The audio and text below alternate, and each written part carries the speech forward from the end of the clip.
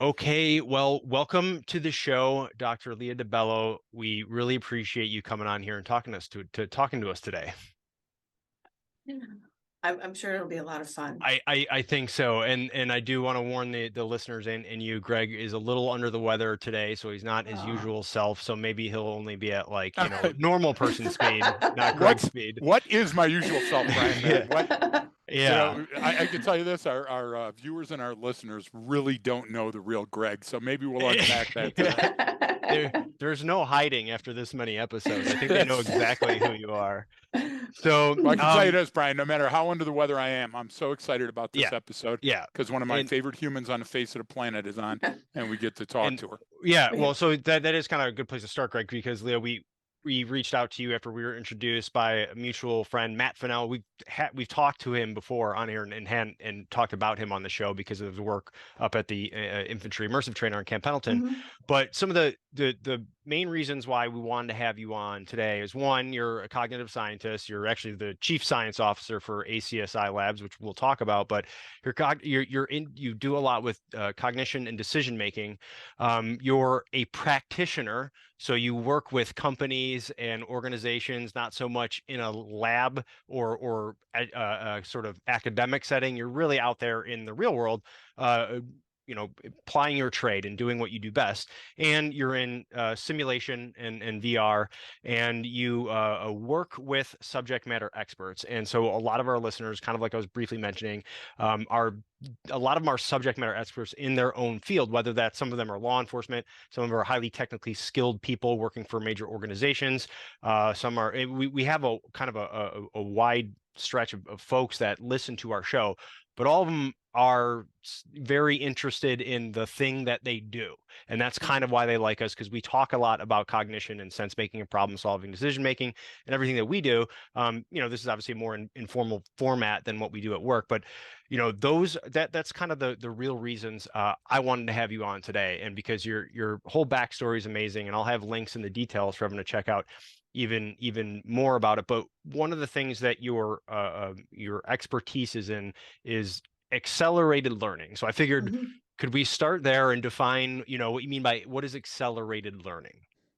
Well, it does depend on who you ask. Even the co-authors of the book that I wrote on accelerated learning, we don't all agree on the best definition, so they're all in that book. But my definition of accelerated learning is basically accelerated expertise. So let's define an expert. An expert for me is a person who has a first principles intuitive grasp of the organizing forces of his domain. So a physicist, for example, sees physics very differently than the rest of us and sees it intuitively. And I would say that that's true of all of us. We all have some form of intuitive expertise. And when I was a professor, I used to illustrate this by writing something on the board, like, some phrase, and say to my class, okay, now look at that and don't read it. And they couldn't do that because we're all intuitive experts at decoding the alphabet into some sort of meaning. And we can't not do it now. And so when you get to the point where you understand a domain where it's a priori, you can't not do it, right? That to me is what we call an intuitive expert. Now, Hubert Dreyfus has a nice little taxonomy. He has 5 stages of the development of expertise, a kind of genetic epistemology model. Mhm. And for him, it'd be stage 5, right? Whereas before that, you're kind of, but the other stages are interesting too, because they help us understand when you're not an expert what you're like. Right. And one thing, Brian, that I absolutely love Yeah. about this, Leah, I'm the comic relief, I guess, on the show. But my job is to street things up when things are big and scary and the concept is too broad for most people to understand because it's out of their field. I like to bring it down into something that they do every day. Well, you just did that in your definition, because when you're talking about a physicist as an expert in the realm, you're also talking about an expert model that comes from a bass fisherman that takes people out on an afternoon fishing and understands that the color of the water or the color of the lure or structure has something to do with when fish bite or when they don't.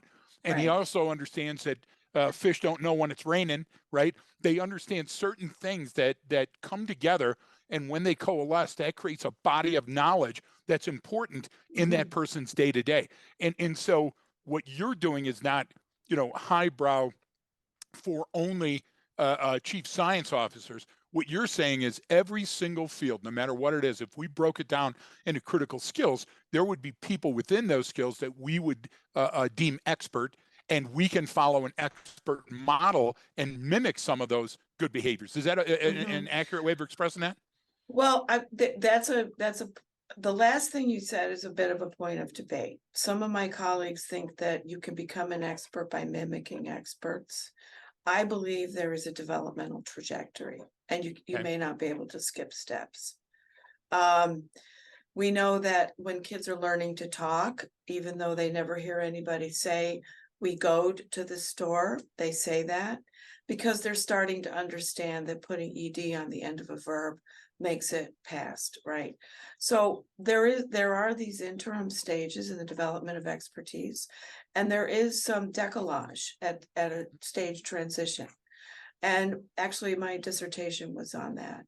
But what's really interesting is once you're an expert, I'll give you an example. I was Right. developing expertise in supply chain management technologies among blue collar workers at New York City Transit. And I thought, well, this will be interesting, right? They were very nice to me. They helped me with my study because they figured I'd never get a job. I didn't have any qualifications. And they thought I was like a community college student, and they were trying to help me. So, and I was Italian, and so were they. So we had a lot of cappuccinos together on the shop floor. The thing that I noticed was I would use card sorts to see how their operating mental model was working when it came to the work that they did. Was they remanufactured air brakes. And they had a very specific kind of cognitive bias in how they looked at manufacturing that was very counter to the way supply chain management advanced technologies work. Roughly speaking, they start with the end and go backwards. Most people put everything they're going to need for a recipe on the table and do it bottom up, and they were no different. Once we had done some work with them and some gaming to transform the way they looked at their work, when I did the card sorts with them again to say, show me basically what you need to get this started, they couldn't replicate their novice behavior. They said, "Oh, and I did it." I said, "Well, how about this?" They said, no, nobody would ever do it that way. That's a stupid way to do it. You're gathering all this stuff before you need it. And then I showed them a videotape of that they did it that way. And they're like, wow. Who is that? Yeah. Right. But I learned two things from that. Once, when you are an intuitive expert or you've reached another stage in your operating mental model, you can't go back. And also conscious awareness has nothing to do with it. Right. Yeah. And that's when I got really interested. I said, maybe what I'm doing with gaming is not teaching people anything. What I'm doing is I'm reorganizing an operating mental model. And then I started looking at what's going on there, right? And it seemed as though, and this is to answer your question, Brian, what's accelerated learning? What's really accelerated learning, in my opinion, is the implicit reorganization of mental models through iterative trial and error cycles. And I started to notice that, and I guess I should have known this because I worked with Catherine Nelson, who studied how the concept of time is created by language, that the brain has no sense of time. Right. This whole 10,000 hour rule. It's junk. Yeah, it is. Chronological time is just an accident of how education works. But actually, if you have enough cycles of trial and error, especially under a certain kind of time pressure, the brain will adapt. End of story. And with some of our gaming environments, we've really pushed this to the point where we got 2 to 3 years of expertise in 6 hours. That was the fastest we ever got it. But we had, Are now answering a call. sorry, my phone is ringing. You can edit Okay. that Oh, out. no, not a problem. It's one of your fans. Yeah. That's Malcolm Gladwell calling you right now saying, what do you Hey. need? Hey. I think he wants advice for hair, honestly, you know, and he could use it. Anyway, don't edit that out. Yeah. The point is that what our whole mission has been since that insight is we know that the adaptive unconscious is there, and we know that it learns much faster and much Yes. more holographically than things in school. And we shouldn't be surprised, because Right. human beings have been learning for 170,000 years, and school has been around a couple hundred years for the average Exactly. person, right? So it hasn't caught up. And then if you look at evidence like people who are blindsided, you know, who can see even though they don't have an occipital cortex, a visual cortex. Yeah. We know that if you have a goal and you need to adapt, your brain will learn. Mm-hmm. But you may not experience consciously what it's doing. So then the challenge is, how do we reorganize the adaptive unconscious for the most powerful form of expertise? Because it does whatever it wants. It's not like you say, okay, now be aware for a few minutes and, you know, try to control all these incredibly powerful and rapid processes in the direction I want you to go. Doesn't happen. So what we do, because the adaptive unconscious is very idiosyncratic, it's got ADD, it looks at everything, and it's kind of a free association chaining machine, we create virtual environments. Now, a virtual environment is like a really good movie. It Yeah. actually isn't capturing everything that's going on. It's actually very specifically focused on what the designer wants you to be overwhelmed by, and everything else is kind of back in the background. But your brain doesn't experience it that way. When you're in a really well-designed virtual world, you experience it as the whole world. So you just hit on, we could just do Yep. the whole couple hours on everything you just brought up. One, because Easily. you also validated our approach, our methodology to how we do training as well, and with everything you said. So before we get into the virtual world part, because I want to get there, and simulation training, when I call something simulation training, I use that in the most general sense of simulation. That could be two people, not on a computer, just in person, simulating some event, right? So that's what I mean by simulation stuff. But you brought into a lot of everything that we address in terms of the unconscious and how it is. And when we're getting into human behavior, because you brought up different cognition biases and how the brain actually learns, we come at it from such a different approach, because we know that those fundamentals are true, and why we use a lot of images and not a lot of words, and let you use like we teach a lexicon, but it's also kind of influenced by you, so it's your own lexicon, not so much to remember exactly what this term is and what it means. It's what does it mean to you, and that sort of unconscious free play. When we're talking specifically about human behavior, one of the things we tell people, because you got into the sort of the Dreyfus model of subject matter expertise, and there's another one that talks about being a conscious competent and unconscious competent, and what that all means. And we actually sort of flip it upside down a little bit, and what we try to do for a little bit is we say, all right, when it comes to human behavior, you're actually you're an unconscious competent. You have the skill set I'm going to teach you. You're not aware of it yet, because maybe you didn't get that language, maybe you didn't know how to articulate something. So we provide sort of a scientific lexicon that's legal, moral, and ethical, that you can use to articulate, so you almost become that conscious competent. But then at the same time, we have to explain to people, like, look, conscious awareness don't worry about that part. You actually want it to be completely, you want to get to the level where it is unconscious. So, and you brought up the learning process of that specific folks. It was the New York Transit system, I think.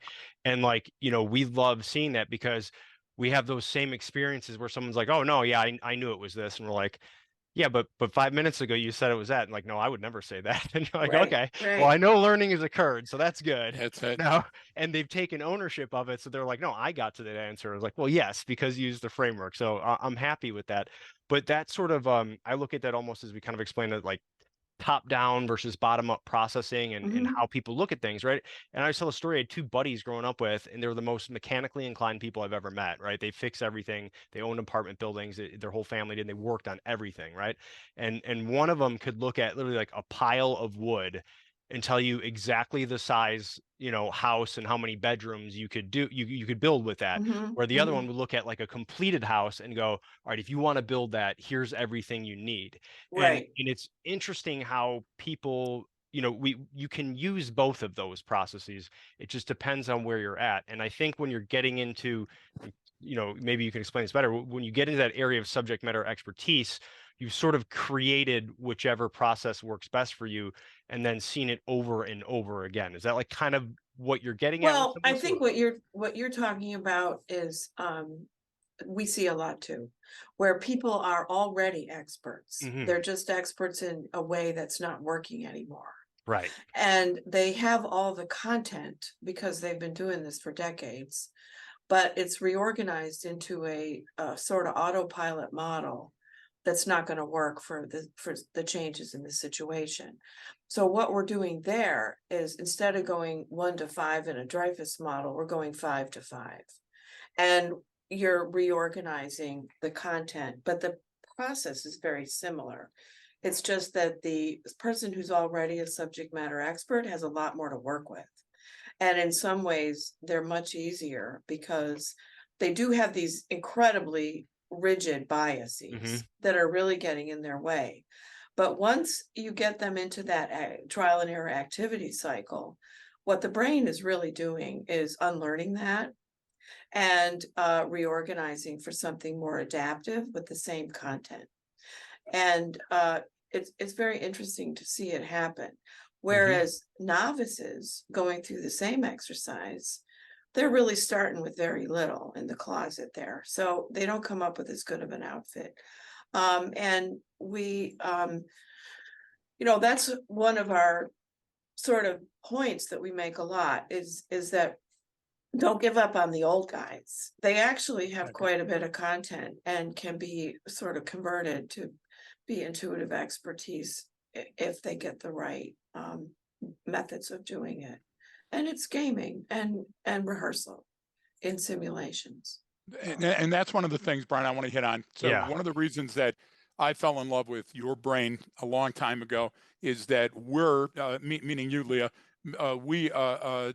Brian and I are in the business of accelerated expertise in extremis, the situations being very kinetic, war or cops on the street involved in a very dangerous situation where lives hang in the balance. They come very quickly, and there isn't a great degree of learning curve.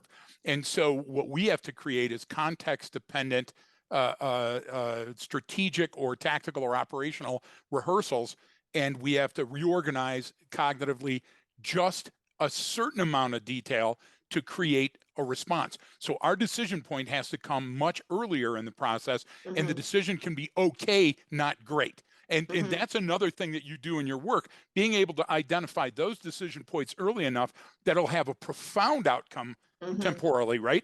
And I love that because that's what we do. So we deal with body bombers and IEDs and vehicle-borne IEDs and snipers and those types of things. Well, just because you're dealing with the mining industry and you're worried about the tread wear pattern on specific vehicles over time, it's the same issue. That's the beauty of it, is that as long as you can create a context-dependent world within which to rehearse realistically, I think that's the magic. And am I close on that, or am I way off? No, you're right. In fact, a lot of our stuff is very relevant to law enforcement because, and I would say one of the things I've discovered working with a lot of domains is how much overlap there is. Yes. And also how like mining is very similar to pharmaceutical drug development because you're both in both situations, you're intuiting the value of a raw material and transforming it into something valuable.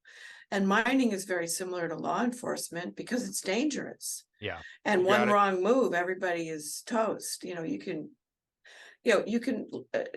neglect tire tread on a multi-ton hauler, and if the thing catches fire, the person driving the truck is history. End of story. Right. And it's not like losing your tire on your Prius. So I think, but at the same time, when you become comfortable driving a multi-ton haul truck, you start to feel like it is your Prius. Mm-hmm. And That's you it. may, yeah. So helping people in simulations really show that the consequences are much more dire, and we can kill people in Right. especially virtual world simulations. And it's pretty traumatic for them, even though they're not really dead. And I love the consequences piece as well. So the beauty of repeated rehearsals within a realm where you can make mistakes and you can try to test hypotheses and you can skin your knee and go back over and over and over and then consider the outcomes. We can't do that on the street, although some people are, right? Yeah. I mean, Yeah. there's doing it discovery anyway. learning. Yeah. There's This- discovery learning going on out there, and that's what we I- call case law that's Yeah. going up and before the Supreme Court. No, But that's you get what I mean, Brian. that was me. I would say as a kid, I was the one who like grabbed the handle on the stove, burned their hand, and then went with the other hand and did it too. I'm like, okay, Just to got make it. sure, right? Got it. That's gonna Right. be like that every time. But you're already so let's get into exactly what you do then with ACSI Labs and his virtual worlds and how you got into that, like, because you guys have, and I'll have the links up in the episode details for folks to check out, just your future view platform, and you've got all these other things that you work on, you know, because you can create a virtual world, you know, and simulate some of this, right? So Mhm. how do you take what you know as your expertise and what works and put it into a gaming engine? I mean, what is that like? How does that work? Well, first of all, I again, I have to be very clear about this. We have tried putting our stuff in gaming engines like Okay. Olive, OpenSim, etc. And we got frustrated because even though there was a lot of value in that, we're cognitive scientists. Mhm. We need something that does cognitive science, right? And there's no gaming engine for gaming purposes that does that. So we said, okay, we're going to have to make it. And how our environment is different, even though it looks like a lot of multiplayer gaming environments, is it's a lot bigger. You can have a whole city in there if you want, if that's your concernful object. In other words, if you need to train law enforcement people to be vigilant about the patterns of activity in a whole city, we can put the whole city in there.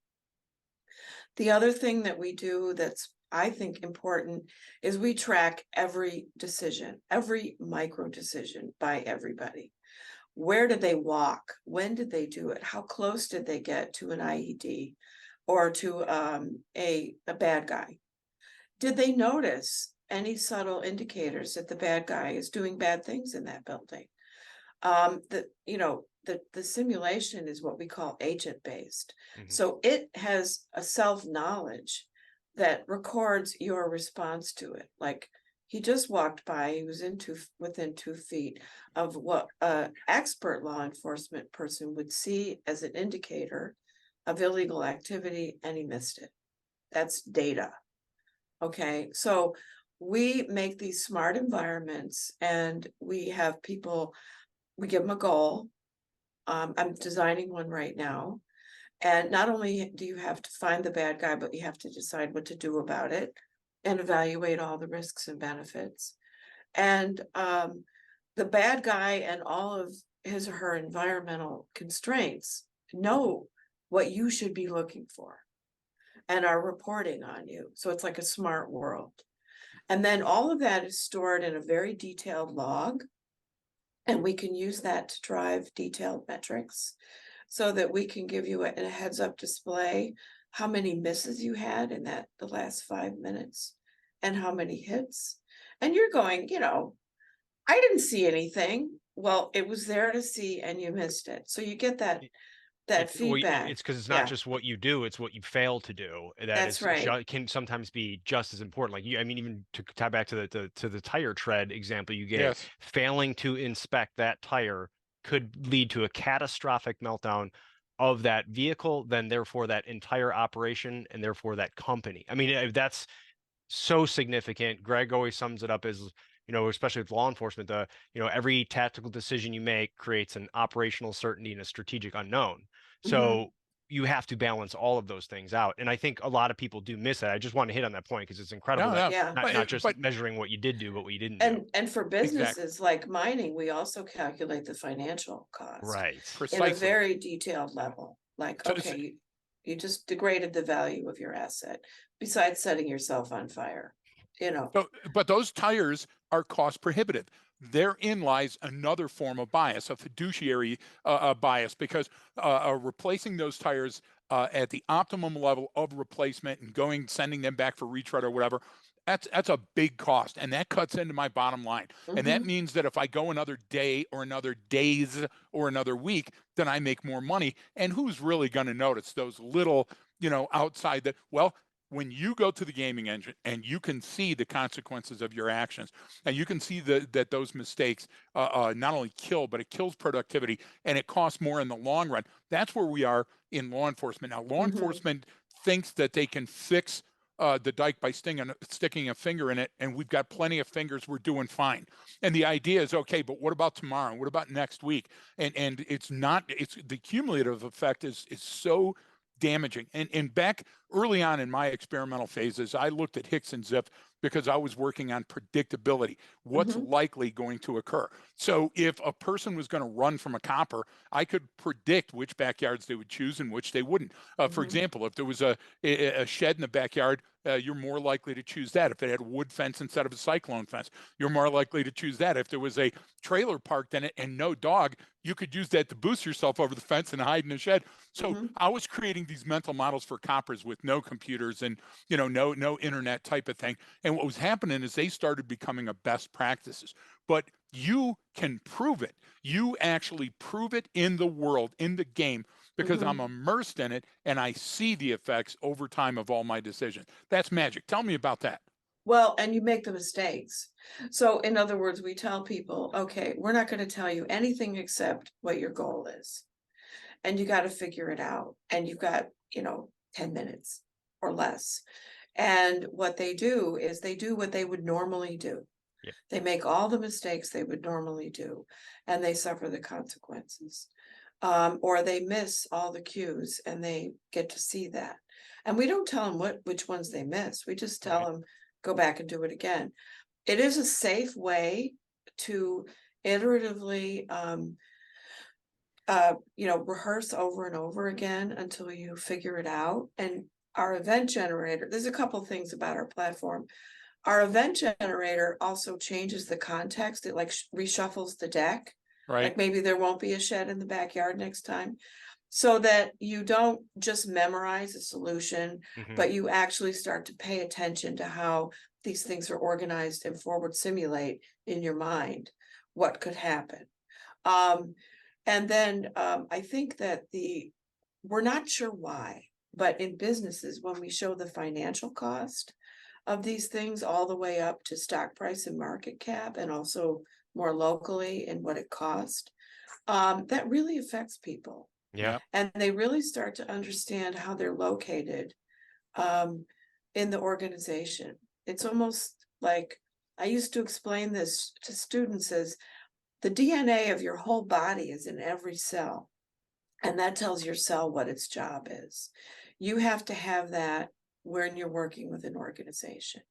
You have to have not just the local consequences, but also how you affect the value of your entire or effectiveness of your Right. whole organization. But, cynically speaking, the thing I worry about is there are people making a living on the chaos who Yeah. Of don't want course. it fixed. Of Yeah. course. Yeah, And and you just nailed it, Leah. yeah, With the DNA to the lowest common denominator. Let's Greg is going to street it up now with all his cold medicine on board. But one of the things, like we go in and we conduct a vulnerability assessment of a physical structure, let's say. And one of the things is they show us their book and they show us their cameras and they show us their protocols. They even rehearse them for us. And then we say, okay, we're going to take a break, have a cup of coffee because we got to catch up on our notes. And they prop open the fire door, disable the alarm so they can step outside and smoke.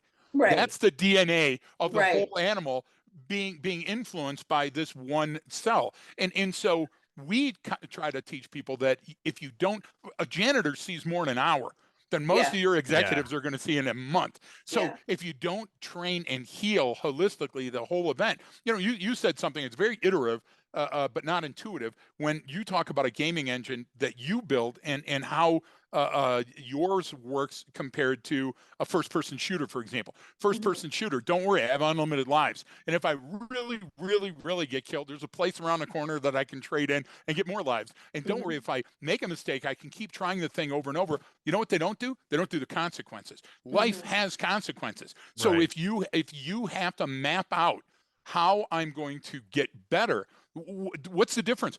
I can go through the model and never learn anything. Well, no, because the model is subtly changing your experience. So if you don't follow good habits, you're never going to succeed. And you're not showing them something unrealistic. When you're building the model, you could build a model of Mars. And this is a question. You could build a model of Mars or some future that you've never been to, but you don't. You build their business so they can walk around in the closest thing to reality and pick things up and test them and sample hypotheses. Right. That's amazing to me. Talk more about why that was the key, because we all know arousal goes up, performance goes down. So there's not a lot of flashbangs and funny, wonderful, and shooting and all that other stuff in your game. Your game is much more like life, right? Right. But if it's your life, it's interesting to you. Yeah, And, exactly. Yeah, exactly. Right. One of my first experiences with that was actually two. When we were making physical models, we worked with a uranium refinement company that makes nuclear fuel rods, and they were never profitable. They are now because of us. You're welcome. And one of the issues was to make a model of their uranium refinement cascade, which is 72 acres under roof. And we had to make a model of it that worked. And we had to have the little turbines and the cooler sublimers fail after a certain number of hours of operation. So that's why virtual worlds are nice, because these smart objects were very hard to program. Anyway, when we showed it, these people did not want to be there. We had union and management together. They thought the whole thing was going to be stupid. We brought them into the room. We took the big sheet off the big model, which was 22 feet long and running. Right. They couldn't stay seated. They kept, they're like, wow, they got their hands all over it. We're like, sit down. We got to give you your onboarding kits. Yeah. We're not starting yet. Oh, but they did not want to. It was irresistible to them because it was theirs. And that's amazing. Yeah. And it's the same thing with mining. I show people our mining simulations and they go, wow, this is really hard to figure out. It's so big. But you put a mining person in there and they go, wow. And they don't want to leave because it's intuitively like a mother tongue to them. Exactly. There's a concept in the military called left seat, right seat. And if I'm going to occupy an area of operation that Brian's unit is in, there's a seamless way of Brian and I going together through it. Hey, this is the mosque. These are the key players here. This is the community well. The cattle over there are for the next jurisdiction. You don't have to worry about that because they're covered. And you trade this knowledge. And what we found is high functioning units do a left seat, right seat, that change of command very well. Low functioning units bring all of their biases with them. And so it's just like adversely influencing AI, bad AI, because if you feed the information poorly, you're going to get a poor outcome. We could tell the units very early on where we are going to have trouble with, because they followed certain bad patterns, right? But then when you brought it up to them, they were like, no, you're missing the point. The point is that, so we had to create a more structured environment where they went through in a series of checks and balances. Now, how do you do that? Because I know you do that, but how do you do that inside the game? What are some of the consequences and how do you recreate them? Well, the most important thing in our simulations is the goal or the mission, Right. because that has the most powerful effect on the brain. The brain does not like to be wrong. So if you're not accomplishing the mission and you get minute feedback that you're getting farther away, what you're doing is jeopardizing the success of the mission, even where you walk, right? The brain doesn't like that, and it's going to start to change it up a bit, try new things to get better microfeedback. Right. Now, in mining, we use just traffic lights. Every time you do something, you get a red, green, or yellow. Even a conversation with a subordinate is scored. Whether you walk by a hazard, you don't notice it, it's scored. So you're constantly getting these traffic lights at you.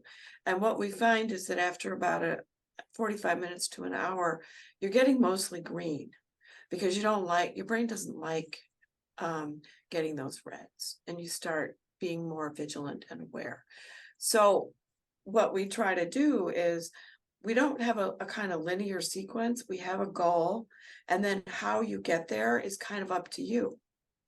And that allows you to make all the mistakes that you would make when you're on your own and get them reorganized to be more appropriate. But it also accommodates multiple entry points into the problem. Right. It's Right. almost a universal solution. And some people are more novice and some people are expert in the wrong way. It doesn't matter. It's like you're accomplishing the goal, you're not accomplishing the goal. You're accomplishing the goal, you're not whatever you're doing, because you're a novice or because you're an expert in the wrong way, you're getting reds. So you got to figure it out. And I like how you describe it as an expert in the wrong way, and you kind of hit on that at the beginning too. And that's a lot of we've seen that a lot in our work too, especially when Yes. you have a lot of someone who's been doing something for a really long time. And the whole thing, because I used to make the joke like, Brian, what do you do for, when someone asks me, Brian, what do you do for a living? I go, well, I teach old dogs new tricks. And they're like, what do you mean? I was like, look, you're an expert. I'm never going to tell you how to do your job. Let's just rearrange it. I've seen it. Probably you have too, similarly with some of your clients, where we had it was a police officer, and after our first day of training or something, he came up, he's like, I'm now realizing how many situations I've been in where I was the contributing factor that caused that situation to happen. The way I handled it and came in, just and they almost feel bad, and I have to be like, don't feel bad. You were trained. Someone showed you how to do it that way. That's why you did it that way. Now, knowing what we know now, like you can change that, and you already have this knowledge, skills, attitudes, aptitudes, abilities to do that sometimes. But I'm curious to you, because this is sort of, I'll get to my question in a second, because you brought up a little bit about measurement and assessment is very difficult. I think people don't always know how to measure and assess whatever problem they're trying to solve. You can look at what happened, after George Floyd was killed. That's cost over $6 billion, people have said. So we can do that with a monetary amount, but like what's the cost to that neighborhood, to our country, to the trust, and that it's hard to measure, and that came down to one person doing something that they shouldn't have been doing and not paying attention to the situation. It's like when you look at these effects, we in the moment we can't measure it, and even when I'm an expert in my domain, it's hard for me to measure it, because maybe we have something that our company wants to see, what's the bottom line, but maybe that's the bottom line this quarter, and they're not thinking about over the next 3 years, and so that's going to change how I look at it. And so what I'm getting to is the cognition biases we come in with as a SME, as a subject matter expert. Is there any similarities that you see across the board in people that come in that way? Like, what are the typical hangups, or what is that bias that person needs to have that light bulb moment, and how do you get them to there? Like, I would love for someone to be listening to this conversation and go, oh, wait a minute, maybe, and that's hard to do on a podcast. You have to do that during training. But what are those common things that you see with those cognition biases that get in our way, and how do you guys address that in your training? Well, I think that there could be ways of measuring the impact of bad behavior on the value of communities by indirect things, like people don't buy the houses in that neighborhood anymore. Right. And one of the things that we've been able to do, and some of my colleagues are much better at this than I am, is they look at innovation. Companies that have toxic leadership are not innovative, and they have high turnover, and there are pockets of what we call the O-ring problem, where bad news Yep. doesn't get passed up and bad things happen as a result. That tends to be a symptom of toxic leadership, for example. And it's actually for us kind of easy to measure. We measure it in all these financial metrics that already are kind of used by people who study publicly traded companies. Now, for something like a neighborhood, I don't think it would be that hard. I think it's the only reason, business seems very mysterious and very volatile and unpredictable, but people who need to predict do it very well. I Right. think that the same kind of attention could be paid, and I think real estate prices, purchasing, businesses do a lot of research on traffic patterns before they decide to open a store on a street. They don't want to be there. Those are, and then the tax revenue from the purchases to the city is not there. And those things are very easy to quantify and to put in a game. Yeah, that makes so much sense.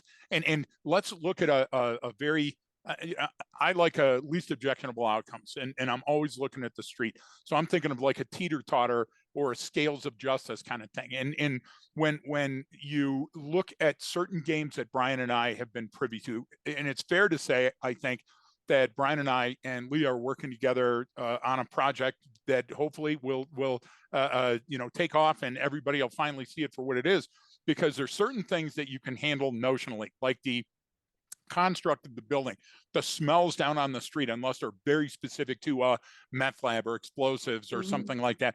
Those are certain things that can be gray. We don't need to see them. They're not as impactful to our cognitive brains. But there's other things, and specifically in mistake genealogy, that are electrochemical essentials, because whether it's good or it's bad, you get that electrochemical neurotransmitter that's pumping in your brain, and you want to repeat that behavior. That's how a casino can get us to almost win and come back. Well, mistakes are a lot like that, right? So when I see, and Brian, you brought up George Floyd, so I'm going to go there, and I've never gone to George Floyd on tape, but I'll say this. After George Floyd, administrations looked at it as a situation judgment test, and they were coming in with if, then. And you know what? The bottom line on George Floyd was we had to obviate the poorest decision that was made.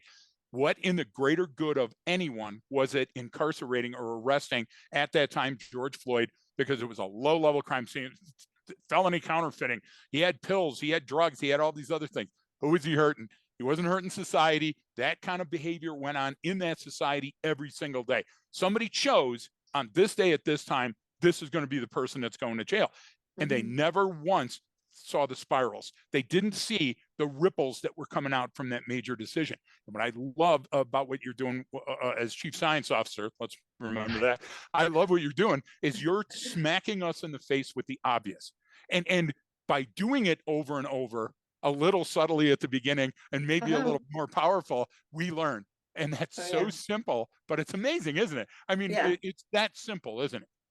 It is that simple, but when you think about how our species has survived over 100,000 years with no evolution, Right, and we were living in a cave with the same brain that we're now using an iPhone, we are able to learn when we need to adapt.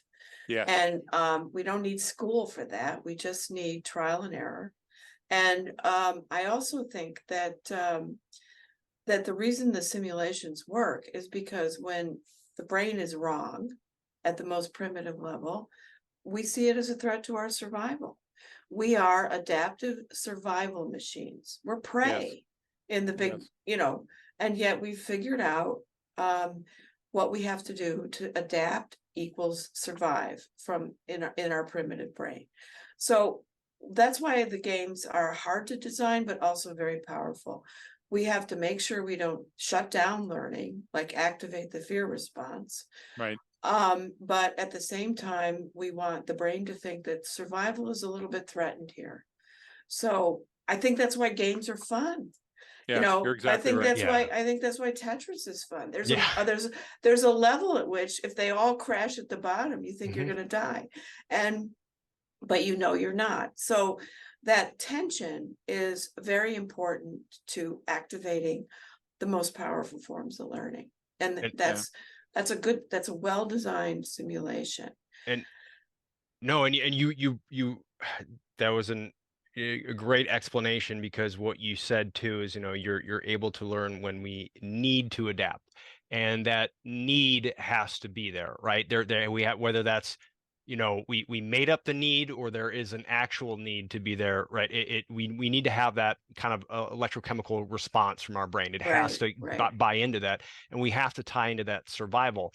But you also sort of put a limit on it. You said, enough, but we can't create fear, right? We can't create this, oh my gosh, everything's gonna, if I do this wrong, everyone's gonna die. Right. Because I've seen the good and the bad and ugly in training, and that was even Yeah. with in the infantry immersive trainer up in on Camp Pendleton, where Uh-huh. I'd see people setting up these scenarios, and at the end of the scenario, it's like they get overwhelmed and they all die, and I'm like, what are you doing? Like, that Right. you're training that Marine to think, when this occurs, there's no way out, and you're all going to die. Like, Right. you have to have there has to be a way out. There has to be a win. I have to be able to at least see, taste, touch, smell some part of a victory here, to get kind of my brain, and I'm talking about in a training Yeah. environment, to Right. recreate, because I see a lot of what I would say, well-intentioned ways of utilizing technology that are just completely the wrong way to do it. And so it's virtual environments, but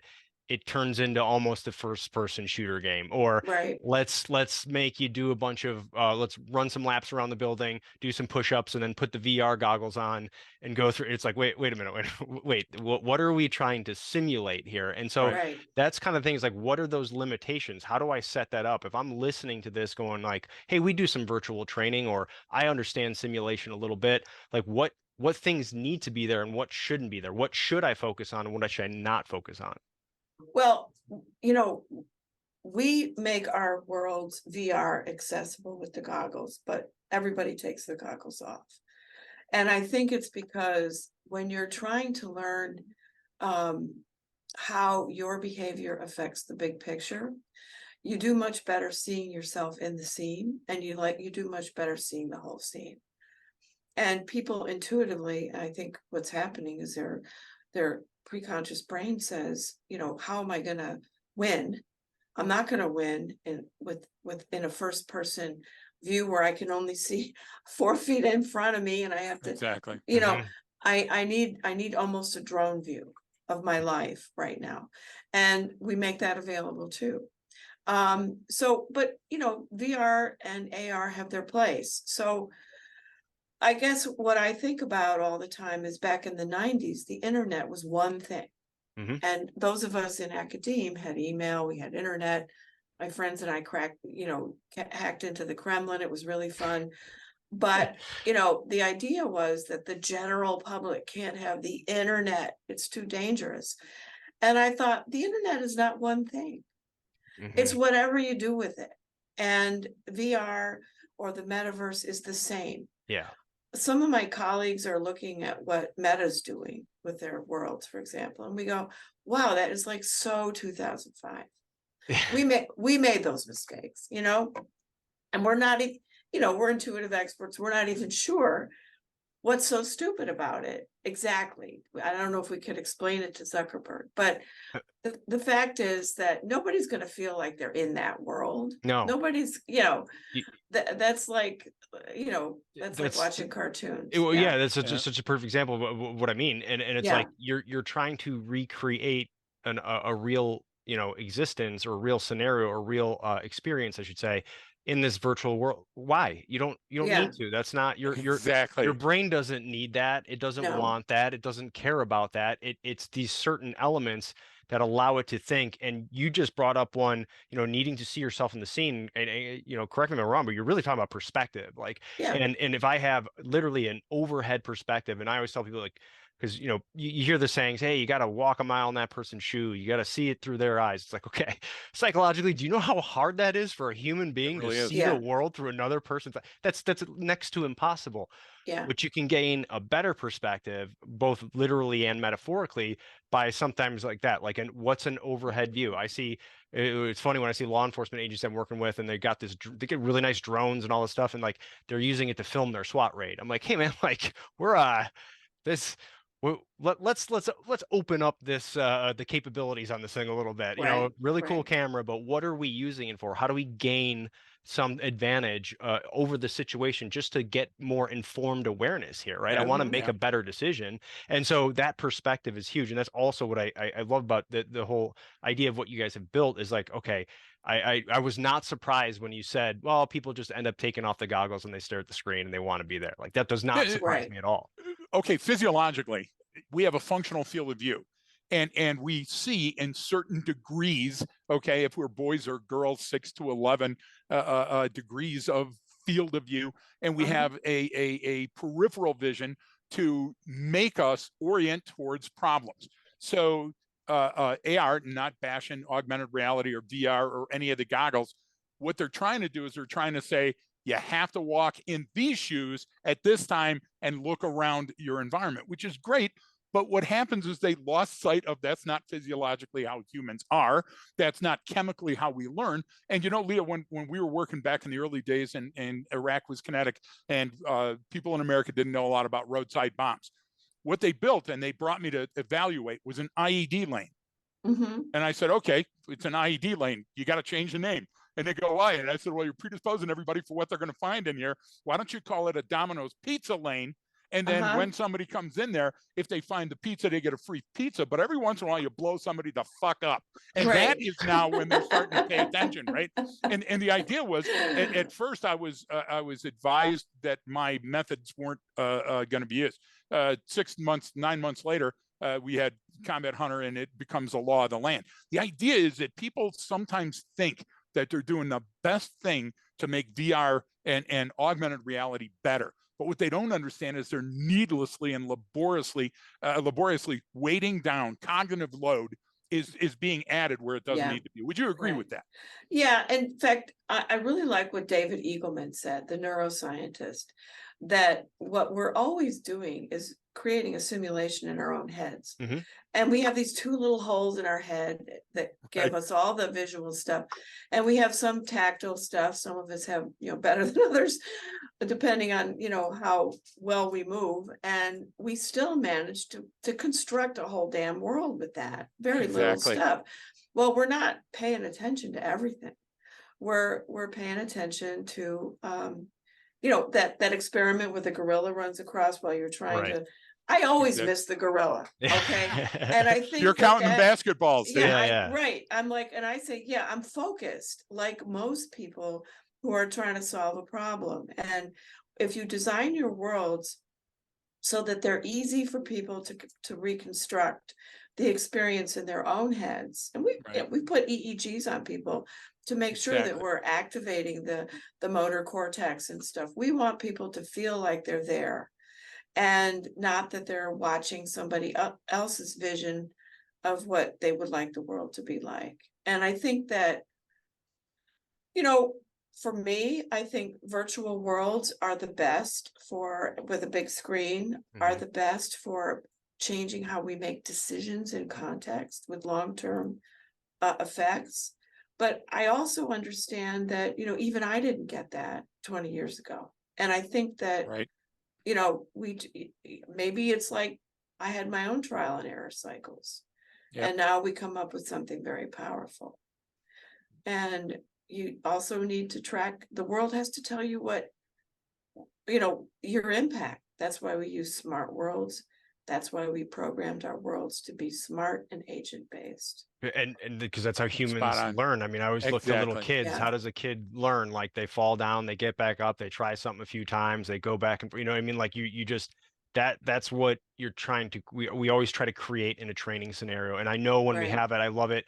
You know, when, like you just said, you know, you'll actually hook people up to measurement, and we can just see it sometimes where we're Yep. doing a observation exercise on two people meeting across the street somewhere, Mhm. and you've got people on the radio and their voice is up and they're going, oh my God, he's coming over here, and they're trying to take notes and they're yelling, and like that physiological arousal is happening, and we're Right. like, man, this is that to your brain, that might as Right. well be the real thing. It's Right. cognitively Your close brain enough. doesn't care. It is. It's Yeah. cognitively close enough. And you know what we hear? We hear from other trainers, we hear, well, we have a crawl, walk, run approach. Well, that's not how your brain processes its environment. So stop Mhm. doing it that way. Right, And they're right. like, well, what are you talking about? Well, you know, we've done this for years and you guys are coming in here.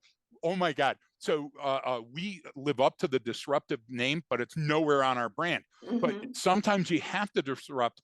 Sometimes you have to kick the gosh damn money lenders out of the temple for somebody to take another look at what's going on, right? Yeah. And yeah. what we love about your stuff is all subtle, but it's profound. It's got a Mhm. profound impact at the end. Our training, specifically our in-person training, is much more in your face, meaning that you've got to say, listen, you have to disabuse some people of the idea that they can keep doing it the same way and it's going to somehow change over time. Mhm. It's like if it's a failure today and it was a failure last week, and most of the things associated with their failures, you're probably going to fail.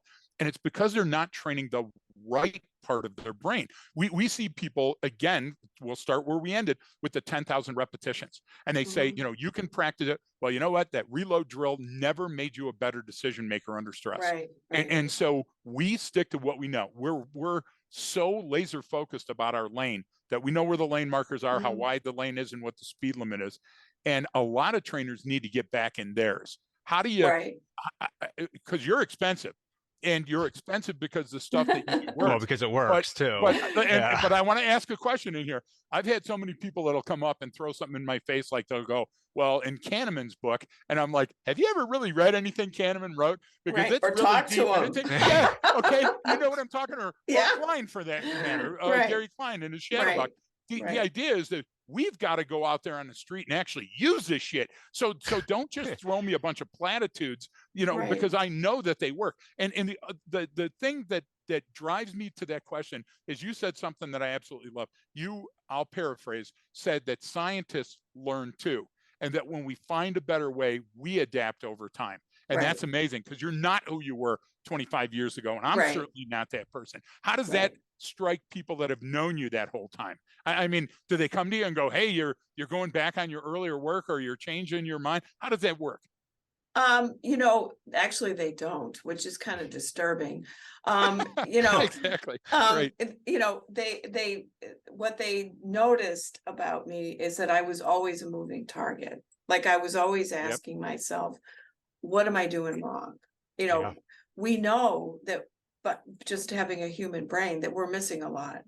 So we're always asking ourselves, what are we missing? And because I was always involved in that kind of self-interrogation, I probably haven't changed in that sense, but Yes. what we do changes all the time.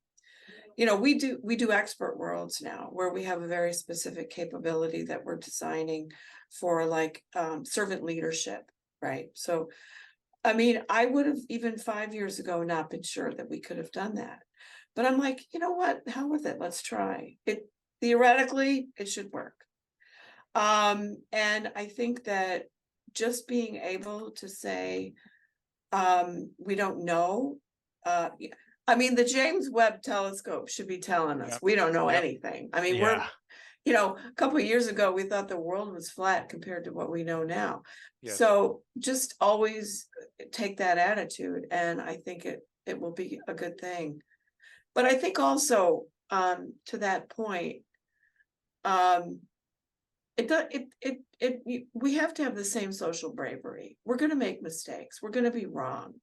We're going to be ridiculous looking in 20 years from now. So what?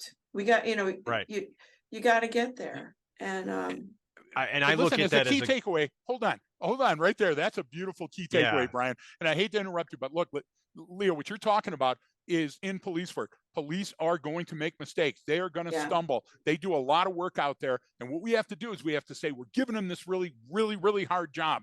And we're giving them all these complex situations. Sooner or later, that's going to fail somebody. So right now, what we're trying to do is we're trying to journo our way out of it by making them look like boobs, or we're trying to prosecute our way out, but pointing to them and going, you're the problem. You're the one that made this mistake, rather than trying to fix it. And if we could take a more scientific approach, what do we do in science? Okay, when we see that that tack doesn't work, we go back to the hypothesis and we do hypothesis testing till we find a new model that may work. And then we test that one. If they would just listen to this broadcast. You said something else, Brian. Just give me a minute. You said something else. You said that in the virtual world, people take off their goggles. We've seen the same. We've seen it over and over. And if you can recreate it on your laptop computer and it's just as powerful, just as impactful, then why spend all of that money, comma, okay, I'm not going to go there because we'll get crapped on all over the place. But you also said that immersive environments work. And we know that too. So it doesn't need to be all bells and whistle all the time. It doesn't have to be so, mind-numbingly bright and flashy. What it has to be is it has to be real, but the real that it has to be is cognitively real. Is that a fair assessment? Yeah, I think so. And I think cognitive reality is relative. You know, if we go back to our uranium refinement cascade, I mean, to anybody else, especially TSA, when we were trying to fly with it, thought it was bizarre and maybe a weapon, you know, but the people who work with that equipment their whole lives, they thought it was gorgeous and they thought it was wonderful. And I think that it's all about what's meaningful to you. And I think the mistake people are making with the metaverse, and now I'm going to get on my little soapbox. Please do. Yeah. Is there, you know, they're gaming companies that are trying to be cognitive scientists. We're cognitive scientists who are living with the reality that we have to use a game because it's easier to make a smart world in a virtual environment than it is to build a physical smart world. And it's more scalable and reusable. So it's a means to another end. But you know, when you start making stuff too flashy, first of all, it's creepy. Second of all, you're giving people the message that you don't respect them, that you need to entertain them and entice them. And if you make it more like their real life, that's a much more respectful approach. You know, we made a mining world and we were showing it to some mining engineers and they're like, it's too clean. You know, let it be dirtier. You know, it's too cinematic. So we made it dirtier, you know, we made it sort of more gross. And they said, hey, no, this is what we're talking about. That's the spirit, you know. we made Hoberman and we said we're going to cut out all the flash and the whistles and everything. We're just going to use students as the actors. And because the actors have to record some pre-recorded responses because it's interactive, there's a time that they'll say, yes, pause, 3, 2, no, yes, pause. So the feedback we get is, yeah, but compared to some of the other stuff that's out there, your actors blow. And it's like, okay, if you're focused on the actors, you weren't focused on the message. Did you solve the problem? Then they go back and they go, yeah, it was a wicked hard problem, but we were able to solve it. That's the key.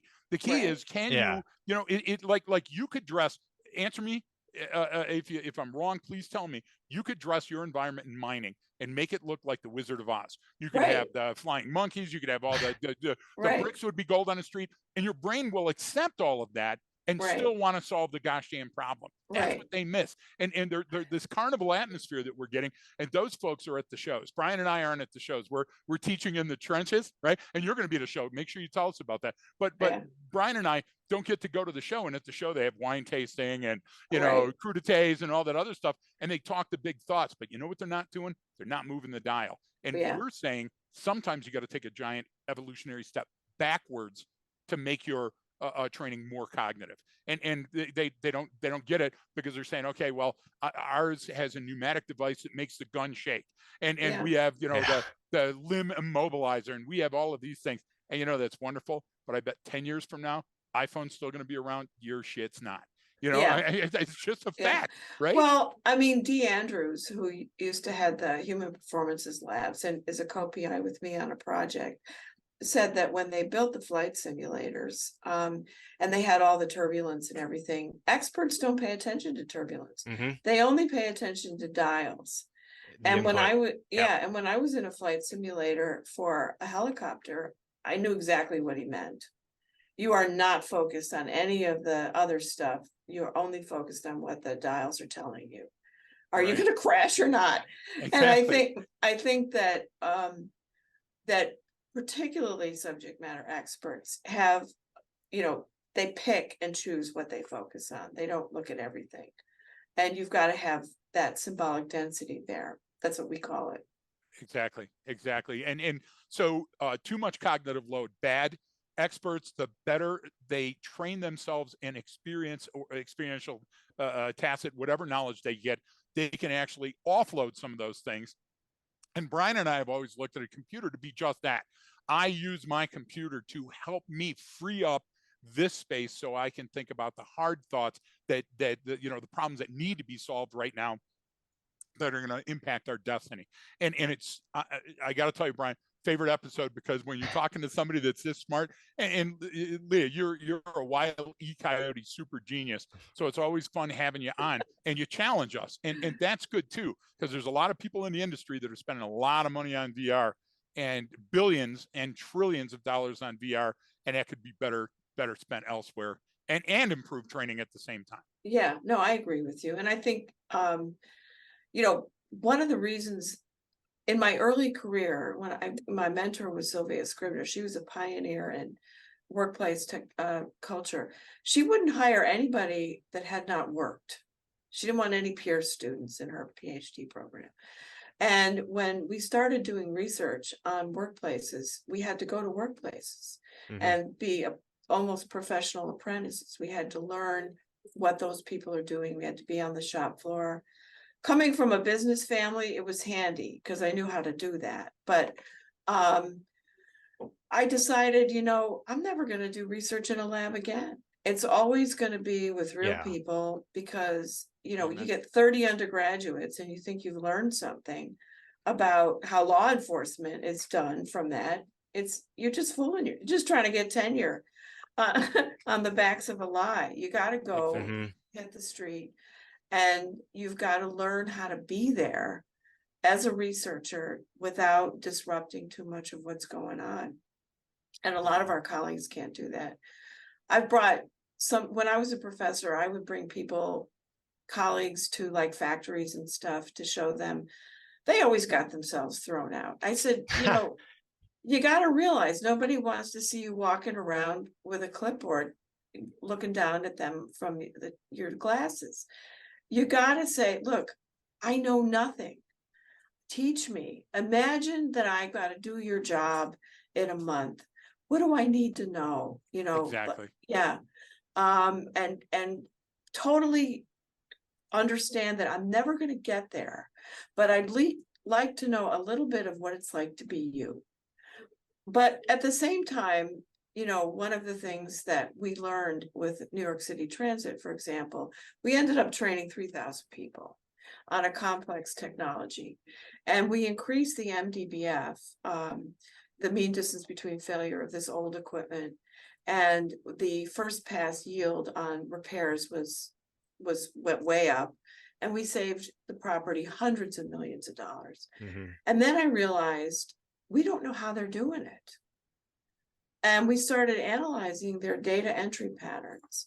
And we realized there was quite a bit of homogeny in how people saw the same problem, but it was way beyond us in terms of what they were seeing.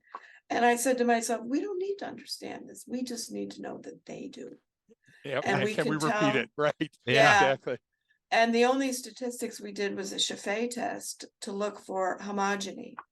And we know that experts are more alike than like each other than novices are, right? Yep. So I said, let's just look for that in the data. And of course, the financial impact was huge. But you got to have that humility when you're doing this research. You're never going to be that level 5, whatever, Let me just tell these people I'll be right there. Yeah, perfect. No. And Brian, while she's doing that, I'll tell you right now that Maslow is waving his fist at us from the grave. Just so you know, because that's exactly what we're talking about, is that, when you do it in the lab, it's a great theorem, but that has nothing to do with real life. You have to get out and do it. She brought up a good point there too. Leah, and Leo, sorry, we'll be respectful of your time here. I know we've all got other stuff too, and I'm pushing off a dreaded call that we have after this, which is gonna. That's you can't say that, Brian. This is recorded. Sorry. Make sure you edit that out. Yeah, that's right. But no, you brought up a good point there too about sort of that being a good student. Right. And we've had other folks that invited us, hey, we want you to come through our course. And they're like, well, it's not going to be how you guys do it. And you're going to be a little bored. Like, don't say that. Like, I will come in there. Like, I'm going to have an empty notepad and I'm going to be staring at you. And I want to, what is this? Let me take it all in. Like, Right. and I try to do that almost with everyone I meet too, because you find out if because you'll find people like, we'll go to an organization like, hey, this girl over here, like, she's really good at her job. Like, look at how much she does. And people don't even, notice that stuff because of personality or whatever, that gets overlooked.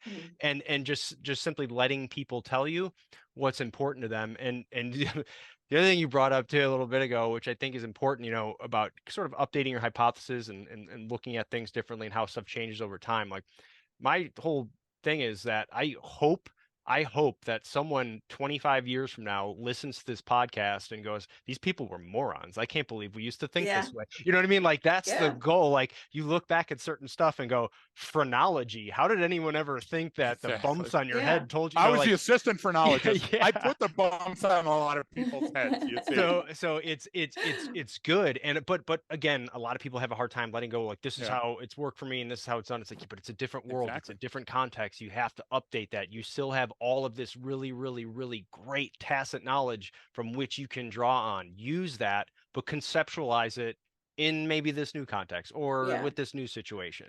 Well, what I'd like to see in 25 years is that accelerated learning through iterative trial and error with gaming environments is like a no-brainer. It's like nobody is going to listen to a lecture or do a PowerPoint, death by PowerPoint again. And everybody knows how they really learn, and it's just taken for granted. And, even in my career, it wasn't taken for granted that adults could learn. In my early career, it was assumed you get baked by the age of 21 and you're done. Right. We now know that people change careers, or at least suffer big changes in their current career at least 12 times before they retire, between 21 and retirement. We got to, that's got to be a given, that's not hard. It's not threatening. It's going to be fun to be different. And people embrace the journey instead of try to take a course. But we have competition. We have people making a lot of money telling people that you got to do this for 4 years. You don't. No. Takes maybe 20 hours. Yeah, that's great. Yeah, that's great. We love it. Because that's our approach to it. Like, one, we're never going to waste your time. Two, you're going to be doing something the entire time. I'm here. Like, I'm exhausted after teaching after a few days, because we have to constantly engage that student's brain, no matter what. Everywhere they turn, there's some stimulus that relates to the topic at hand. And we always tell them, look, you're not going to remember everything right now. In a week, you're going to come back and go, that's exactly what they were talking about. You're going to see something and go, this is one of those things. I need to act now versus waiting for this thing. And that's that whole concept. We try to do that accelerated learning, in person, as much with virtual as we can with some of the folks that we work with. But, how the tech folks are. It's like, well, it needs, to be better refresh rate on the screen, and the graphics need to be better, and I need more. It's like, no, you really don't. You just don't. You don't need any of that stuff. I just need to engage you cognitively, and then I'll have you eating the popcorn, and you'll be watching the movie. Yeah, my colleague calls it pick and fly shit out of the pepper. It's it just keeps you busy. It's not adding any value. Right. No, that's more. Yeah. Well, hey, Brian, I just got to tell you, it's my favorite episode when I get to interact with somebody as smart as Lia DiBello. Lia, it's a lot of fun. I'm not saying that some of our guests are rocks on the floor, but some of them are on the show for very different reasons, right?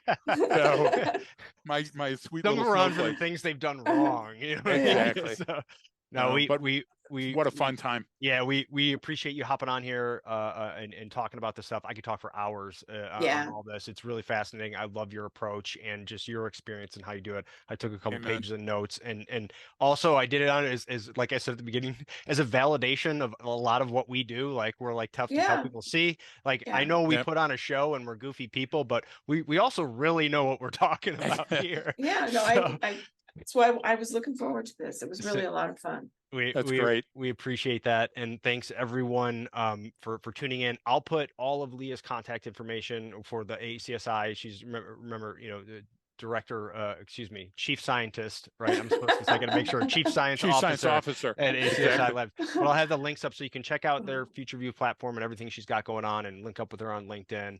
And I do appreciate you coming on, and everyone out there, don't forget that training changes behavior.